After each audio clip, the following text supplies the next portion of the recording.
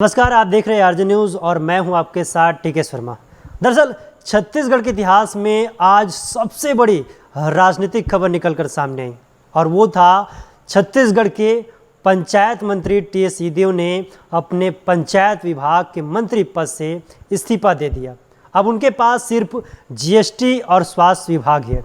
जैसे ही यह खबर आई, लोग अचंभित रह गए। हमारे दर्शकों का भी हमें लगातार फ़ोन आया, मैसेज आया कि यह खबर क्या सही है। यह खबर आने के बाद स्वास्थ्य मंत्री ने पत्र जारी कर इस पूरे मामले की पुष्टि की और उन्होंने 4 पन्ने के इस्तीफे पत्र मुख्यमंत्री भूपेश बघेल को भेजा। इस पत्र में इस्तीफे देने के पीछे कई कारणों का जिक्र करते हुए नाराजगी भी जताई है और यह पत्र स्वास्थ्य मंत्री ने अंबिकापुर के निवास तपस्या से मुख्यमंत्री भूपेश बघेल को भेजा है। पत्र में क्या कुछ लिखा है, इस पर हम विस्तार से आपको बताएंगे, लेकिन उससे पहले यह बता दें कि स्वास्थ्य मंत्री टी सिंहदेव के इस्तीफे पर छत्तीसगढ़ में एक बार फिर से 2.5 साल के मुद्दे के बाद अब इस्तीफे की खबर छत्तीसगढ़ की राजनीति में हलचल मचा दिया है। दरअसल स्वास्थ्य मंत्री ने 4 पन्ने की इस्तीफे पत्र में कई ऐसे मुद्दों का जिक्र किया है जो सरकार की खामियां गिनाते हैं। प्रदेश के पूर्व मंत्री बृजमोहन अग्रवाल ने भूपेश सरकार के घोषणा पत्र पर हमला करते हुए मुख्यमंत्री भूपेश बघेल से इस्तीफे की मांग किया। तो वहीं नेता प्रतिपक्ष धर्मलाल कौशिक ने भूपेश सरकार के कामकाज पर सवाल उठाते हुए बहुत कुछ गड़बड़ है यह उन्होंने साफ स्पष्ट कर दिया और आने वाले समय में इसका परिणाम देखने को मिलेगा। और वहीं छत्तीसगढ़ के पूर्व मुख्यमंत्री डॉक्टर रमन सिंह ने यहां तक कह दिया कि सारे मंत्रियों में आक्रोश है। जो हालात महाराष्ट्र में हुई थी, जो लोग भागे हुए थे, ऐसी स्थिति छत्तीसगढ़ में भी बनेगी, पर यह सरकार धरी की धरी रह जाएगी। इन सियासी हलचल के बीच अब स्वास्थ्य मंत्री टी सिंहदेव के 4 पन्नों का जिक्र करते हैं। आखिर 4 पन्ने में क्या कुछ लिखा है। दरअसल स्वास्थ्य मंत्री टी सिंहदेव की 4 पन्ने में मुख्यमंत्री भूपेश बघेल को पत्र भेजते हुए लिखा है कि विगत 3 वर्षों से अधिक मैं पंचायत एवं ग्रामीण विकास विभाग के भार साधक मंत्री के रूप में कार्य कर रहा हूं। इस दौरान कुछ ऐसी परिस्थितियां निर्मित हुई है जिससे आपको अवगत कराना चाहता हूं। यानी कि मुख्यमंत्री भूपेश बघेल को पत्र के माध्यम से अवगत कराते हुए अब वो जो सारी जानकारियां हैं, जितने भी मुद्दे हैं और इस्तीफे देने का कारण है, वो स्वास्थ्य मंत्री टी सिंहदेव ने मुख्यमंत्री भूपेश बघेल को अवगत कराया है। जिसमें सबसे पहले उन्होंने लिखा है कि प्रधानमंत्री आवास योजना के तहत प्रदेश के आवास विहीन लोगों को आवास बनाकर दिया जाना था, जिसके लिए मैंने कई बार आपसे चर्चा कर राशि आवंटन करने का अनुरोध किया था, किंतु इस योजना में राशि उपलब्ध नहीं की जा सकी। फलस्वरूप प्रदेश के लगभग 8 लाख लोगों के लिए आवास नहीं बनाए जा सके। इसके अतिरिक्त 8 लाख घर बनाने में से करीब 10,000 करोड़ प्रदेश की अर्थव्यवस्था में सहायक होते। हमारे जन घोषणा पत्र में छत्तीसगढ़ के 36 लक्ष्य अंतर्गत ग्रामीण आवास का अधिकार प्रमुख रूप से उल्लेखित है।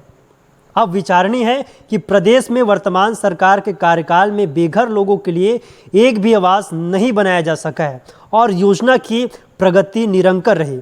मुझे दुख है, इस योजना का लाभ प्रदेश के आवास विहीन लोगों को नहीं मिल सका। इस पहले ग्राफ में स्वास्थ्य मंत्री टी सिंहदेव ने पंचायत विभाग से इस्तीफा देते हुए साफ तौर पर लिखा है कि आवास योजना जो गरीबों को एक सहारा देता, बेघरों को एक सहारा देता, जिस योजना पर सरकार पूरी तरीके से फैल रही, ये इस लेटर के माध्यम से स्वास्थ्य मंत्री टी सिंहदेव ने मुख्यमंत्री भूपेश बघेल को अवगत कराया है। जिस तरह से बीजेपी ने भी लगातार आवास योजना को लेकर मुखर होकर प्रदर्शन किए और सरकार पर ये निशाना साधते हुए कहा कि छत्तीसगढ़ में सरकार गरीबों की हितैषी नहीं है और सरकार लोगों को बेघर कर दिया है। सरकार से लगातार बीजेपी जवाब मांगती रही। आज छत्तीसगढ़ सरकार के पंचायत मंत्री टी सिंहदेव, जिनके विभाग से ये पूरा कामकाज होता है, उस विभाग के मंत्री सरकार पर ये आरोप लगा रहे हैं कि इस योजना का लाभ लोगों को नहीं मिल पाया है, जो आवास विहीन लोग हैं उनको नहीं मिल सका है, क्योंकि ये जो मुद्दा है वो घोषणा पत्र में सरकार के थे। दूसरी बात करें तो किसी भी विभाग के अधीन डिस्करेंसी योजनाओं के अंतर्गत कार्यों की स्वीकृति का अनुमोदन उस विभाग के भार साधक मंत्री का निर्धारित अधिकार है, किंतु मुख्यमंत्री समग्र ग्रामीण विकास योजना के अंतर्गत कार्यों की अंतिम स्वीकृति हेतु रूल ऑफ बिजनेस के विपरीत मुख्य सचिव की अध्यक्षता में सचिवों की एक समिति गठित की गई। कार्यों की स्वीकृति हेतु मंत्री के अनुमोदन उपरांत अंतिम निर्णय मुख्य सचिव की समिति द्वारा लिए जाने की प्रक्रिया बनाई गई, जो प्रोटोकॉल के विपरीत और सर्वथा अनुचित है, जिस पर मेरे द्वारा समय समय पर लिखित रूप से आपत्ति दर्ज कराई गई, किंतु आज पर्यंत इस व्यवस्था को सुधार नहीं किया जा सका है। फलस्वरूप 500 करोड़ से ज़्यादा की राशि का उपयोग मंत्री, विधायक, जनप्रतिनिधि के सुझावों के अनुसार विकास कार्यों में नहीं किया जा सका। वर्तमान में पंचायतों के अनेक विकास कार्य प्रारंभ से ही नहीं हो पाई है। वहीं दूसरी बात उन्होंने सबसे महत्वपूर्ण बात की, जो पिछले कैबिनेट में सरकार ने फैसला लिया, पेशा अधिनियम, जो आदिवासी भाई बहनों के लिए महत्वपूर्ण है। टी सीदेव ने आगे लिखा है कि पेशा अधिनियम आदिवासी भाई बहनों के अधिकारों के संरक्षण के लिए एक महत्वपूर्ण कदम है। इसे प्रदेश में लागू करने के संबंध में जन घोषणा पत्र में भी वादा किया था तथा काफ़ी मेहनत से नियम बनाए गए थे ताकि उसे सफलतापूर्वक प्रदेश में लागू किया जा सके। वही दिनांक 13 जून 2020 से प्रदेश के आदिवासी ब्लॉकों में जाकर वहां के स्थानीय लोगों, स्थानीय जनप्रतिनिधियों इत्यादियों से निरंतर 2 वर्षों में संवाद कर इनका प्रारूप तैयार किया गया, किंतु विभाग द्वारा जो प्रारूप कैबिनेट कमेटी को भेजा गया था, जिसके अनुसार चर्चा हुई, उसमें जल, जंगल, जमीन से संबंधित महत्वपूर्ण बिंदुओं को बदलकर कैबिनेट की प्रेसिका में शायद पहली बार बदल दिया गया। भार साधक मंत्री को विश्वास में नहीं लिया गया, जो कि अस्वस्थ परंपरा को स्थापित करेगा। इस विषय पर पृथक से मैंने व्यक्तिगत पत्र भी आपको लिखा है।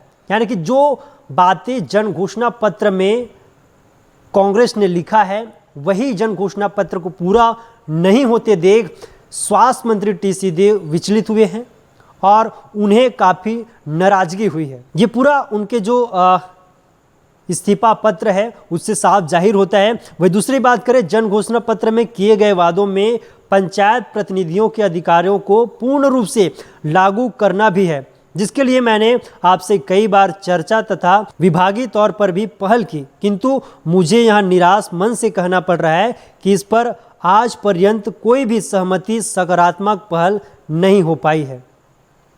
वहीं दूसरी बात करें मनरेगा की, जिसमें उन्होंने आगे इस बारे में लिखा है कि महात्मा गांधी नरेगा योजना का सफल क्रियान्वयन इस प्रदेश में हुआ है। उल्लेखनीय यह है कि कोरोना काल में जब जरूरतमंदों को रोजगार की सबसे ज़्यादा जरूरत थी, छत्तीसगढ़ इस योजना के क्रियान्वयन में संपूर्ण भारत में अग्रणी रहा। 20,000 से अधिक कोविड केयर सेंटर का सफलतापूर्वक संचालन पंचायतों द्वारा किया गया। प्रदेश के ग्रामीण अंचलों में योजना के माध्यम से हम ज़्यादा से ज़्यादा लोगों को रोजगार देने में सफल रहे, जिसकी प्रशंसा देश के सभी हिस्सों में हुई। वही मनरेगा का कार्य करने वाले रोजगार सहायकों के मेहनत को देखते हुए उनके वेतन वृद्धि का प्रस्ताव पंचायत विभाग द्वारा वित्त विभाग को प्रेषित किया गया, जो कि वित्त विभाग की सहमति न मिलने के कारण आज पर्यंत लंबित है। इस विषय पर व्यक्तिगत तौर पर आपसे कई बार चर्चा हुई। उन्होंने इस पूरे मामले पर सबसे बड़ी बात कही। उन्होंने आगे लिखा है कि एक साजिश के तहत रोजगार सहायकों से हड़ताल करवाकर मनरेगा के कार्यों को प्रभावित किया गया, जिसमें सहायक परियोजना अधिकारियों की भूमिका स्पष्ट रूप से निकल कर आई है। स्वयं आपके द्वारा हड़ताल रद्द कर्मचारियों की मांगों को पूरा करने के लिए एक कमेटी गठित की गई। इसके बाद भी हड़ताल वापस नहीं ली गई। हड़ताल के कारण लगभग 1,250 करोड़ का मजदूरी भुगतान प्रभावित हुआ तथा ग्रामीण अर्थव्यवस्था में नहीं पहुंच सका। समन्वय के माध्यम से आपसे अनुमोदन लेकर सहायक परियोजना अधिकारियों के स्थान पर रेगुलर सहायक परियोजना अधिकारियों की पदस्थना भी कर दी गई थी, ताकि मनरेगा का कार्य सुचारू रूप से चल सके और रोजगार की तलाश कर रहे नागरिकों को रोजगार से वंचित न होना पड़े। जब हमारे प्रदेश को रोजगार की सबसे ज़्यादा जरूरत थी तो सहायक परियोजना अधिकारियों के द्वारा कार्य को प्रभावित रखा गया, जबकि रोजगार सहायक अपने काम पर वापस आना चाह रहे थे। जब मुझे यह जानकारी प्राप्त हुई कि हटाए गए सहायक परियोजना अधिकारी जो संविदा की है उनकी पुनर्नियुक्ति की कार्रवाई चलने लगी, तब दूरभाष पर मैंने आपसे चर्चा कर अपना मत दिया था। यानी कि स्वास्थ्य मंत्री टी सिंहदेव ने मुख्यमंत्री भूपेश बघेल से दूरसंचार के माध्यम से वार्ता किया था और इस पूरे मामले की जानकारी ली और चर्चा भी किया कि उन्हें उसी पद पर नियुक्ति न दिया जाए और अगर रखना ही है तो समकक्ष वेतन के आधार पर विभाग के अन्य पद पर रखा जा सकता है। उसी पद पर पुनः रखना सर्वथा अनुचित रहेगा तथा भविष्य में आंदोलन की प्रवृत्ति बलवती होगी तथा अच्छा संदेश नहीं जाएगा। ऐसी परिस्थिति में ऐसे कर्मचारी जो कि जनहित तथा राज्यहित के विपरीत कार्य कर रहे थे उनकी पुनः नियुक्ति अनुचित है, लेकिन इन सबके बावजूद कल इनकी पुनः पदस्थना मेरे बगैर अनुमोदन के कर दी गई, जो कि मुझे स्वीकार्य नहीं है, क्योंकि पंचायत मंत्री टी सिंहदेव के विभाग का काम उनके ही अनुमोदन यानी कि उनके परमिशन के बिना किया जा रहा था, जिस पर उन्हें आपत्ति है और उन्हें बिल्कुल स्वीकार नहीं है। ये स्वयं स्वास्थ्य मंत्री टी सिंहदेव ने इस पत्र के माध्यम से किया है। यानी कि पूरी तरह से इसमें खिस्तान नजर आ रही, जिस तरीके से फैसले लिए जा रहे हैं, जिस तरीके से काम किया जा रहा है, क्योंकि स्वास्थ्य मंत्री टी सिंहदेव लगातार जन घोषणा पत्र के अनुसार काम करती हुई दिखी है, जन घोषणा पत्र की बात करती हुई दिखी है। आज वही जन घोषणा पत्र पूरी तरीके से लागू नहीं होने के कारण और उनके विभाग के काम उनसे बिना अनुमोदन लिए किए जाने के खिलाफ आज उन्होंने इस्तीफे का पेशकश किया और इस्तीफे के पेशकश उन्होंने 4 पन्नों में किया और 4 पन्नों में ये पूरे जिक्र स्वास्थ्य मंत्री टी सिंहदेव ने किया। उन्होंने आगे ये लिखा है कि जन घोषणा पत्र की विचारधारा के अनुरूप उपरोक्त महत्वपूर्ण विषयों को दृष्टिगत रखते हुए मेरा यह मत है कि विभाग के सभी लक्ष्यों को समर्पण भाव से पूर्ण करने में वर्तमान परिस्थितियों में स्वयं को असमर्थ पा रहा हूँ। जैसे हमने जिक्र किया कि लगातार स्वास्थ्य मंत्री टी सिंहदेव जन घोषणा पत्र के मुताबिक काम कर रहे थे, जन घोषणा पत्र को आधार लेकर वो लगातार काम कर रहे थे और एक के बाद एक वायदे पूरे होने के उन्होंने जिक्र कर रहे थे। लगातार मीडिया के माध्यम से उन जन घोषणा पत्र पूरा नहीं होने के माध्यम से उस विभाग से उन्होंने इस्तीफा दिया, क्योंकि उस विभाग में उसके अनुरूप कार्य नहीं हो रहे थे। जब वे मंत्री हैं उस विभाग के तो उनके अनुमोदन के खिलाफ जाकर काम हो रहा था। इसी कारण स्वास्थ्य मंत्री टी सिंहदेव ने इस्तीफा दिया है।